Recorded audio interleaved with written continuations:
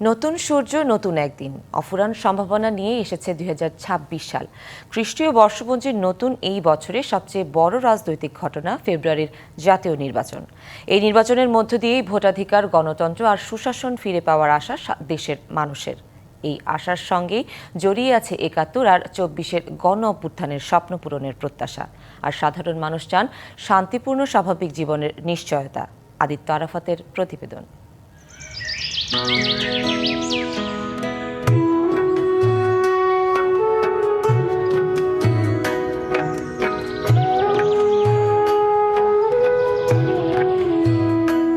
২৬-এর কুয়াশা মোড়ানো প্রথম সকাল।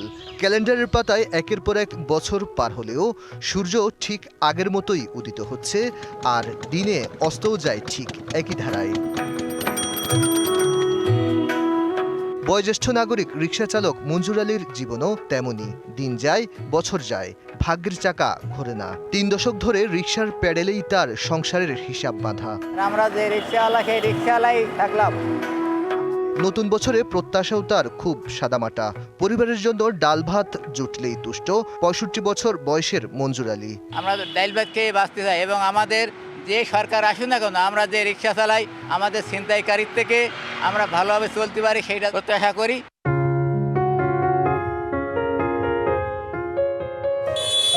কুয়াশা মোড়ানো বছরের নতুন দিনে প্রত্যাশা পূরণের বছর হিসেবেই দেখছেন অনেকে। আমরা চাই যে দলই ক্ষমতা আসুক, ওনাদের যে ওয়াদা জনগণের প্রতি, রাষ্ট্রের প্রতি, আমরা সামনের বছর আগামীর বাংলাদেশে প্রত্যাশা পূরণ চাই। রাজনৈতিক হোক এবং অন্যান্য ধর্মের যে সমস্ত লোকগুলো আছে সকলে মিলেমিশে যেন আমাদের দেশটা যেন সুন্দরভাবে আমরা যেন ঐক্যবদ্ধভাবে আমরা কাজ করে এগিয়ে নিয়ে যেতে পারি। সবার কাছে প্রার্থনা করে, ভগবান সৃষ্টির কাছে প্রার্থনা করে যাতে আমরা নতুন বছর নতুন কিছু যেন দেখতে পাই। তারুণ্যের চোখে মুখে প্রত্যাশা নতুন বাংলাদেশের। তাদের মতে ২৪ যে স্বপ্নের বীজ বপন করা হয়েছিল, তার প্রত্যাশা আর প্রাপ্তির মধ্যে এখনো রয়ে গেছে বিস্তর ফারাক। বৈষম্যের অবসান হয়নি, বরং বিস্তার ঘটেছে মব সন্ত্রাস, ঝুঁকিতে পড়েছে গণতন্ত্র। তাদের আস্থা ২৬-এর নির্বাচনের মধ্য দিয়ে সংকটের সমাধান আসবে। প্রায় ১.৫ দশকে আমাদের কোনো নির্বাচন হয় নাই, হইলেও সেটা আসলে আমাদের ভোট দিতে পারি নাই। এখন আমরা চাচ্ছি যে আমাদের ভোটটা যাতে সুষ্ঠু হয় এবং আমরা ভোট দিতে পারি। মব কালচারটা যাতে বাতিল করা হয়, অ্যাটলিস্ট একটা সরকার আসুক যাতে দেশটা একটু শান্তিপূর্ণ থাকে। নতুন বছরে আইনের শাসন প্রতিষ্ঠাকে বড় চ্যালেঞ্জ হিসেবে দেখছেন রাজনৈতিক বিশ্লেষক সাব্বির আহমেদ। আমার প্রত্যাশার জায়গা একটাই, সুশাসনের জায়গায়। সেটা হলো যে ভাই যে কোনো মূল্যে দেশে আইনের শাসনটাকে ধরে রাখেন। জাতীয় সংসদের এই ভবন ঘিরেই আবর্তিত হয় দেশের রাজনীতি। এখানে তৈরি হয় আইন, সিদ্ধান্ত হয় রাষ্ট্র পরিচালনার। বছরের নতুন দিনে মানুষের প্রত্যাশাও সাধারণ। ২০২৬ কি ক্যালেন্ডারের পাতায় আরেকটি বছর হয়ে থাকবে, নাকি নিশ্চিত হবে ভোটাধিকার, জবাবদিহিতা আর সুশাসনের এক বাংলাদেশ? বছরের নতুন দিনে এমন প্রশ্নই ঘুরপাক খাচ্ছে। Aditya Arafat, DBC news, Dhaka. সিলেটের ৬টি আসনে জয়ের ব্যাপারে আশাবাদী বিএনপি। তবে নিরাপত্তাজনিত শঙ্কা উড়িয়ে দিচ্ছেন না দলটির প্রার্থীরা। ভাবতে হচ্ছে একটি আসনে বিদ্রোহী প্রার্থী নিয়েও। তবে জামায়াত নেতাদের চিন্তা লেভেল প্লেইং ফিল্ড নিয়ে। আওয়ামী লীগের আমলে হারিয়েছেন স্বামী ইলিয়াস আলীকে। সাম্প্রতিক আইনশৃঙ্খলা পরিস্থিতিতে সংশয়ে তাহসিনা রুশদীর লুনা। স্বতন্ত্র প্রার্থী হিসেবে তার আসনে মনোনয়নপত্র জমা দিয়েছেন ছেলে আবরার ইলিয়াস অর্ণব। জনাব তারেক রহমান দেশে আসছেন, আমরা তো নির্বাচন হবে সেটা আমরা শতভাগ বিশ্বাস করছি, কিন্তু নিরাপত্তার বিষয়টা তো থেকেই যায়। নিরাপত্তা বিভিন্ন ধরনের ঘটনা আপনারা ইতিপূর্বে দেখেছেন। যারা ষড়যন্ত্রকারী তারা তো চেষ্টা করবে এটা বাঞ্চাল করা, কিন্তু আমাদেরকে সেটা নিরাপত্তার বিষয়টা মাথায় রেখেই আমরা সাবধানতার সাথে আমরা এগোতে যাচ্ছি আর কি। সিলেট ৫ আসনটি জোটসঙ্গী জমিয়তে উলামায়ে ইসলাম বাংলাদেশের কেন্দ্রীয় সভাপতি উবাইদুল্লাহ ফারুককে ছেড়ে দিয়েছে বিএনপি। স্বতন্ত্র প্রার্থী হিসেবে তাকে চ্যালেঞ্জ জানাচ্ছেন বিএনপি নেতা মামুনুর রশিদ মামুন। মনোনয়ন জমা দেওয়ার আগেই স্বতঃস্ফূর্তভাবে আমাকে সবাই গ্রহণ করে নিয়েছে, ভালো সাড়া পাইতেছি। বিএনপির নেতৃস্থানীয় সবাইকে নিয়ে আমি মাঠে কাজে আরম্ভ করব। এখানে যখন দেখবে যে সব স্থানীয় নেতৃবৃন্দ আমাদের সাথে, ইনশাআল্লাহ মামুন থাকবে না। এই দলের প্রত্যেকটা নেতাকর্মীর হৃদয়ের সাথে আমার সম্পর্ক। আমার এলাকার মানুষ অনেক স্বাচ্ছন্দ্যে আমাকে বরণ করবে, এটা আমার বিশ্বাস। কারণ তাদের অনুমতি নিয়েই তো আমি নমিনেশন সাবমিট করছি। অতএব আমার কোনো সংশয় সন্দেহ কোনো কিছু নাই। জেলা বিএনপি বলছে কোনো আসনে কৌশলগত কারণে একাধিক নেতা মনোনয়ন জমা দিয়েছেন, তবে শেষ পর্যন্ত দলের সিদ্ধান্তই চূড়ান্ত থাকবে। আমরা মনে করি যারা বাংলা জাতীয়তাবাদী দলের নেতাকর্মীরা দানের শীষকে বিজয়ী করার জন্য ঐক্যবদ্ধভাবে কাজ করা, এই ক্ষেত্রে যদি কেউ এর ব্যত্যয় ঘটে তাহলে হয়তো দল তাদের বিরুদ্ধে সাংগঠনিক ব্যবস্থা নেবে। সিলেটের 5টি আসনে প্রার্থী দিয়েছে জামায়াত, একটিতে সমঝোতা হয়েছে জোট শরিক খেলাফত মজলিসের সাথে। তবে এনসিপি ও জামায়াতের জোট নিয়ে তেমন একটা ভাবনা নেই সিলেট বিএনপির। যদি জোনাল ভাই যায় ফাইনালি, আমি ওনার জন্য ক্যাম্পেইন করব। আমি যদি ফাইনালি যাই জোট থেকে, জোনাল ভাই আমার সঙ্গে ক্যাম্পেইন করবে এবং আমরা একটি সুষমভাবে এইবার নির্বাচন পরিচালনা করব। যারা নির্বাচন চায় না তারা ব্যর্থ হবে। আমার বিশ্বাস পূর্ণভূমি সিলেটে আমরা বাংলাদেশ জাতীয়তাবাদী দল দানের শীষে 6টি আসনে আমরা ইনশাআল্লাহ বিজয়ী হব। এদিকে জামায়াতের অভিযোগ সিলেটে লেভেল প্লেইং ফিল্ড নিশ্চিত হয়নি। হাদি হত্যাকাণ্ডের পর এবং আরও বেশ কিছু জায়গায় নেতৃবৃন্দের উপর হামলা হয়েছে, এটা আমাদেরকে উদ্বিগ্ন করেছে। যদি ওনারা সন্ত্রাসীদেরকে ধরতে না পারেন, অস্ত্র উদ্ধার করতে না পারেন, লেভেল প্লেইং ফিল্ড যদি কার্যকরী করতে না পারেন, তাহলে নির্বাচনে একটা উদ্বেগ তো থাকবেই। সিলেটের 6টি আসনে রাজনৈতিক দল ও স্বতন্ত্র মিলিয়ে 47 জন মনোনয়নপত্র জমা দিয়েছেন। প্রত্যুষ তালুকদার, ডিবিসি নিউজ, সিলেট। ঘন কুয়াশার হিমেল হাওয়ায় স্থবির উত্তরের জনপদ। তাপমাত্রা নেমেছে 11 ডিগ্রিতে। কনকনে ঠান্ডায় বিপাকে খেটে খাওয়া শ্রমজীবী মানুষ। গেল 2 দিনে শীতজনিত রোগে হাসপাতালে মৃত্যু হয়েছে 6 শিশুর। সামনে শীতের তীব্রতা আরও বাড়বে বলছে আবহাওয়া অফিস। কুয়াশার চাদরে ঢাকা চারপাশ, সাথে উত্তরের হিম বাতাস। গেল 1 সপ্তাহ ধরে রংপুরের প্রকৃতির এমন বিরূপ আচরণ। দিন ও রাতের তাপমাত্রা প্রায় সমান, ওঠানামা করছে 11 থেকে 15 ডিগ্রি সেলসিয়াসে। এমন অবস্থায় গ্রাম তো আছেই, জবুথবু শহরে জীবনও। অবস্থা ভালো না। এই যে ঠান্ডাত কুয়াশাত কামাই কাজ নাই, ঘুরে বেড়াই দিছি খালি গাড়ি নিয়ে।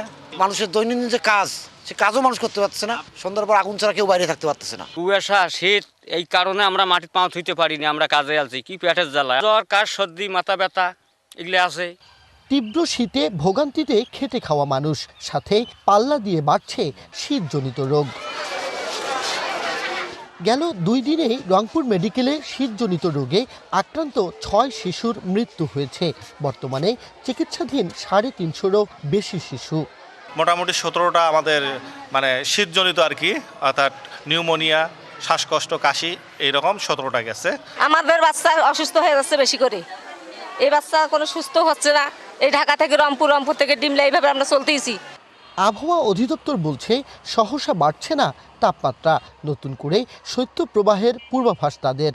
এই মুহূর্তে সর্বনিম্ন তাপমাত্রা গত 1 সপ্তাহ ধরে যেটা ভেরি করতেছে। আমরা সর্বনিম্ন তাপমাত্রা রেকর্ড করেছি 11.2 ডিগ্রি সেলসিয়াস গতকালকে, আজকে 11.5 ডিগ্রি সেলসিয়াস। তাপমাত্রাটা গ্র্যাজুয়ালি ফল করে শৈত্যপ্রবাহ বলতে যেটাকে আমরা বুঝি, অর্থাৎ তাপমাত্রা 10 বা 10-এর নিচে আমাদের উত্তর অঞ্চলে কোথায় কোথাও আসার সম্ভাবনা রয়েছে। এমন পরিস্থিতিতে ঠান্ডা থেকে বাঁচতে শিশু বয়স্কদের বিশেষ সতর্কতার পরামর্শ চিকিৎসকদের। গত 1 সপ্তাহ ধরেই রংপুর উত্তরাঞ্চলের এই শীতজনিত রোগীগুলোর সংখ্যা অনেক বেশি বেড়ে গেছে। শিশুদেরকে বিশেষ করে এই সময়টা যাতে গরম কাপড়ের মধ্যে একটি আলাদা টেক কেয়ার করেন। আর বয়োবৃদ্ধদের আমি অনুরোধ করব তারাও যাতে খুব ঠান্ডাকালীন সময়টা তারা যাতে বাইরে বের হওয়াটা অ্যাভয়েড করেন। এদিকে বৈরী আবহাওয়ার চোখ রাঙানিতে চিন্তার ভাঁজ কৃষকের কপালেও। Majed Masud, DBC news, Rangpur. ঘন কুয়াশা ও নাব্য সংকটের কারণে ভোলা লক্ষ্মীপুর নৌরুটে ফেরি চলাচল ব্যাহত হওয়ায় বিপাকে পড়েছে পণ্যবাহী যানবাহন চালকরা। মাঝে মধ্যে ডুবোচরে আটকে যাচ্ছে ফেরি, তাই অতিরিক্ত পথ ঘুরে যাতায়াত করতে হচ্ছে। এতে সময় লাগছে দ্বিগুণ। তবে দুর্ভোগ কমাতে চেষ্টা চলছে বলে জানিয়েছে বিআইডব্লিউটিসি। ভোলা লক্ষ্মীপুর নৌরুট দিয়ে যাতায়াত করেন দক্ষিণাঞ্চলের বিভিন্ন জেলার বাসিন্দা। তবে একাধিক ডুবোচরের কারণে নৌযানগুলোকে কয়েক কিলোমিটার ঘুরে চলাচল করতে হচ্ছে। বিশেষ করে মেঘনা নদী থেকে মজু চৌধুরীর ঘাটে যেতে চর রমণীর প্রায় 3 কিলোমিটার ও ইলিশা ফেরিঘাট সংলগ্ন মেঘনা নদীতে 2 কিলোমিটার জুড়ে তীব্র নাব্য সংকট দেখা দিয়েছে। এতে চরে ফেরি একবার আটকে গেলে জোয়ারের জন্য অপেক্ষা করতে হয় 3 থেকে 4 ঘন্টা। আগে ভোলা থেকে লক্ষ্মীপুর মজু চৌধুরীর ঘাট যাওয়া যেত 23 কিলোমিটার পথ পাড়ি দিয়ে, কিন্তু এখন পাড়ি দিতে হচ্ছে 35 কিলোমিটার পথ। ডুবোচরের প্রভাব এতটাই বেড়েছে যে পূর্ণ জোয়ারেও ফেরি স্বাভাবিকভাবে চলাচল করতে পারছে না। নষ্ট হচ্ছে বিভিন্ন ধরনের কাঁচামাল, বেড়েছে ভোগান্তি। চরের মাঝে যে আমরা 4 ঘন্টা 5 ঘন্টা আটকে ছিলাম, তখন যে সময় জোয়ার আসছে আর ফেরি ছাড়ছে। শীত আইলে দেখা যায় চারিদিকে চর মারার জন্য এরা কুয়ার জন্য রাস্তাঘাট ছুঁয়ে দেয় না। চরের মধ্যে বাজার দিয়ে আমাকে 1 ঘন্টা 5 ঘন্টা 6 ঘন্টা সময় নষ্ট করে বেশি। যানবাহন চালকরা বলছেন নানা সমস্যায় ফেরিঘাটে প্রায় 3 থেকে 4 দিন অপেক্ষা করতে হয়। লাইন তো আছে, গাড়ির সিরিয়াল আছে, থাকেই এ বাবু 2 দিন 3 দিন 4 দিন 5 দিন থাকেই। নদীতে পানি থাকে না, ফেরি আসতে পারে না, এই জন্য বইয়া থাকুন লাগে আমার। বিআইডব্লিউটিসি বলছে নাগরিক সেবা নিশ্চিতে যাত্রী ড্রেজার এখানে কাজ করবে। এই নাব্যতা সংকট দূর করার জন্য বিআইডব্লিউটি এর ড্রেজিং ডিপার্টমেন্টকে আমরা একাধিকবার পত্র দিয়েছি। সেই পত্র প্রেক্ষিতে তারা আশ্বস্ত করেছেন আমাদেরকে যে অতি শীঘ্রই হয়তো আরও 4টা ড্রেজার এখানে তারা প্রবেশ করাবেন। এবং ড্রেজিং কার্য তারা সম্পাদন করতে পারলে আমরা আমাদের নাগরিক যে সেবাটা আছে সেটা আরও বৃদ্ধি করতে পারব। ভোলা লক্ষ্মীপুরের এই রুটে 3টি ফেরি ও 13টি লঞ্চ চলাচল করে। DBC news desk. মানিকগঞ্জ ও চাঁপাইনবাবগঞ্জে মাল্টা ও কমলা চাষে সফলতা এসেছে। স্বাবলম্বী হয়েছেন অনেকেই। তৈরি হচ্ছে কর্মসংস্থানও। সরকারি পৃষ্ঠপোষকতায় রপ্তানির আশা কৃষক ও ব্যবসায়ীদের। সার্বিক সহযোগিতার আশ্বাস দিয়েছে কৃষি বিভাগ। মানিকগঞ্জের সিংগাইরের আতিকুর রহমান পেশায় একজন আইটি উদ্যোক্তা। ব্যবসার পাশাপাশি কৃষির প্রতি আগ্রহ থেকে 5 বছর আগে 40 বিঘা জমিতে মাল্টা ও কমলার বাগান করেন। প্রায় 2000 মাল্টা ও 400 চায়না কমলার গাছ নিয়ে গড়ে তোলা বাগানে খরচ হয় 40 লাখ টাকা। বাণিজ্যিকভাবে ফল বিক্রি শুরু হয় 2023 সালে। মাল্টা ও কমলা বিক্রি করে বছরে 20 লাখ টাকারও বেশি আয় করছেন আতিক। আরও 10 বছর এই বাগান থেকে ফল বিক্রির আশা তার। এই পর্যন্ত প্রায় আমার মাল্টা কমলা থেকে প্রায় 24-25 লাখ টাকার মতো বিক্রি হয়েছে এবং আরো 27 লাখ টাকার মতো বিক্রি হবে এটা আশা করতেছি। এবং আমি এটা 2023 সাল থেকে হারভেস্ট করতেছি। আমি যা ইনভেস্ট করছিলাম তা এই পর্যন্ত আমার উঠে গেছে, আমি এখনো প্রফিটে আছি এবং এই গাছগুলো আমার আশা রাখতেছি আরো 10-12 বছর পর্যন্ত ফলন দিবে। এই বাগানের সুবাদে প্রত্যন্ত দক্ষিণ জমসা গ্রামটি নতুনভাবে পরিচিতি লাভ করেছে। আমরা কৃষি সম্প্রসারণ অধিদপ্তর তাকে বিভিন্ন ধরনের পরামর্শ দিয়ে থাকি এবং ওইখানে আমরা একটি মিনি কোল্ড স্টোরেজ স্থাপন করে দিয়েছি, যেখানে এবছর উনি মালটা রেখেছেন। এগুলো পরবর্তী অফ সিজনে উনি বিক্রি করে আরো বেশি লাভবান হবে। এদিকে চাঁপাইনবাবগঞ্জের কৃষক রুবেল হোসেন 2020 সালে ইউটিউব দেখে দেশি মাল্টা ও কমলা বাগান করেন। প্রতি মণ মাল্টা ও কমলা বিক্রি হচ্ছে 5 থেকে 7 হাজার টাকায়। সরকারি পৃষ্ঠপোষকতা পেলে মাল্টা ও কমলা রপ্তানির আশা রুবেলের।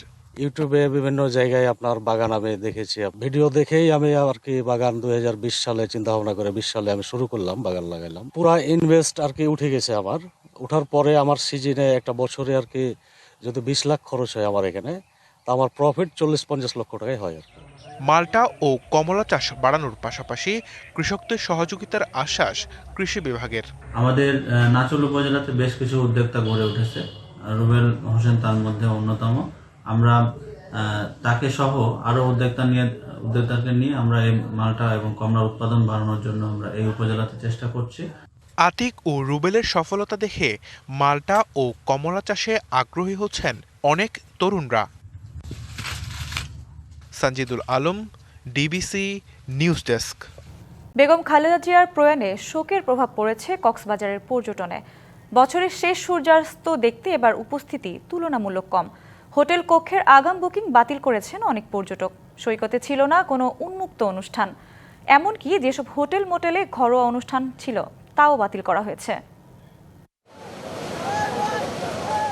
শীতের হিমেল হাওয়া আর সাগর পাড়ে আছড়ে পড়া ঢেউয়ের গর্জনের মধ্য দিয়ে অস্ত গেল বছরের শেষ সূর্য। গোধূলির মুহূর্তে অন্ধকার নামতেই বছরের শেষ সূর্যাস্ত দেখতে কক্সবাজার সৈকতে ভিড় করেন ভ্রমণ পিপাসুরা। মোবাইল ফোন আর ক্যামেরায় সূর্যাস্তের স্মৃতি ধরে রাখেন তারা। তবে সাবেক প্রধানমন্ত্রী বেগম খালেদা জিয়ার মৃত্যুতে এবারের আনন্দে নেমে আসে বিষাদের ছায়া। স্থানীয়দের উপস্থিতি তুলনামূলক বেশি হলেও পর্যটকের সংখ্যা ছিল কম। দেশে তো একটা শোক দিবস পালন হচ্ছে, এই কারণেই সম্ভবত অনেক পর্যটকের আনাগোনা কম। 31st নাইট হিসেবে একটা প্রোগ্রাম ছিল বা একটা আয়োজন হইতো, এখন 3বারের প্রধানমন্ত্রী বেগম খালেদা জিয়া মারা গেছে, এই জন্য রাষ্ট্রীয় শোক, সেই জন্য প্রোগ্রামটা হইতেছে না।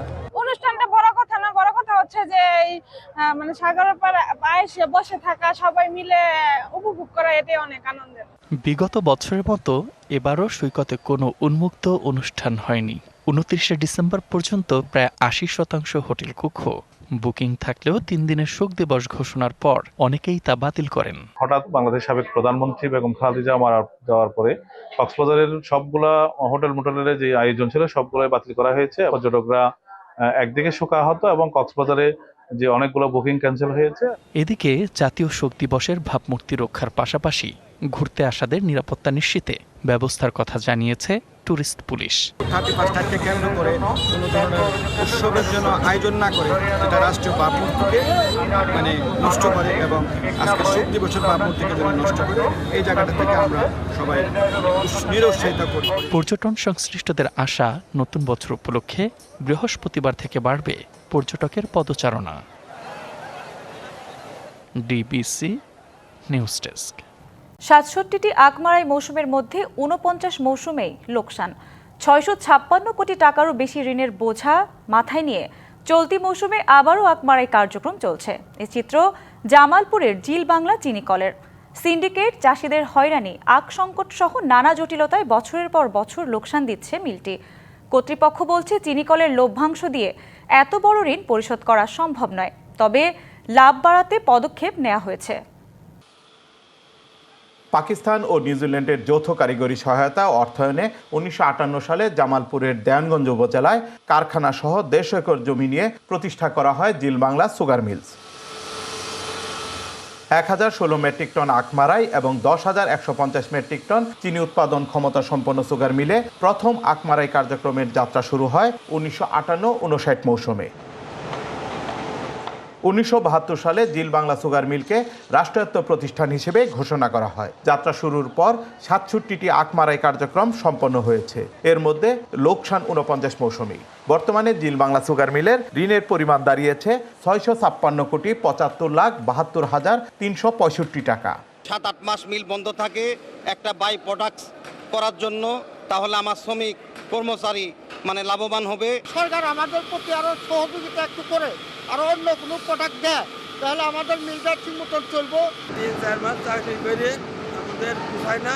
আখ চাষিদের অভিযোগ, সুগার মিলের সিন্ডিকেট আর নানা জটিলতায় বছর বছর বাড়ছে লোকসানের পরিমাণ। মিলের মূল্য নির্ধারণ, পরিশোধ জটিলতা এবং সিন্ডিকেটের কারণে ক্ষতির মুখে পড়েছেন চাষিরা।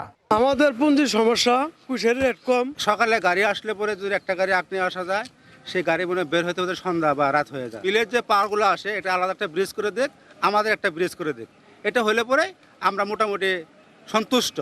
আখ উৎপাদন বাড়াতে বিভিন্ন পদক্ষেপ নেওয়া হচ্ছে। পর্যাপ্ত উৎপাদন করে মিল চালু রাখা গেলে লোকসান কমে আসবে বলে প্রত্যাশা কর্তৃপক্ষের। মিল কর্তৃপক্ষ প্রতিনিয়ত সংশ্লিষ্ট বিষয়ে কার্যক্রম চালিয়ে যাচ্ছে। তবে আখ চাষি ভাইয়েরা যদি আখ চাষ বৃদ্ধি করে তাহলে চিনি উৎপাদন বৃদ্ধি পাবে। চিনিকলটিকে আধুনিকায়নের পাশাপাশি বহুমুখী শিল্প প্রতিষ্ঠান হিসেবে গড়ে তোলা গেলে লোকসান ঠেকানো সম্ভব বলে মনে করেন সংশ্লিষ্টরা। শুভ্র মেহেদি, ডিবিসি নিউজ, জামালপুর। ডিবিসি সংবাদে এই ছিল এখনকার মতো। ডিবিসি নিউজের সংবাদগুলো পড়তে ভিজিট করুন dbcnews.tv আর ভিজিট করুন ডিবিসির ফেসবুক পেজ এবং ইউটিউব চ্যানেল। ডিবিসির সঙ্গেই থাকুন।